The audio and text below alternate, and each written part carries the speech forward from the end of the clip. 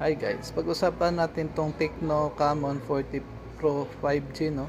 Kung paano i-disable yung vibration niya kapag mayroon kayong natanggap na notification, lalo na sa Messenger, no? Nagkukusang nagbi-vibrate kahit naka-off naman yung vibration na doon sa settings. Yan. So para mawala yung vibration, no, para ma-disable, punta lang kayo doon sa settings. Yan, open nyo lang. Tapos click nyo yung sound and vibration.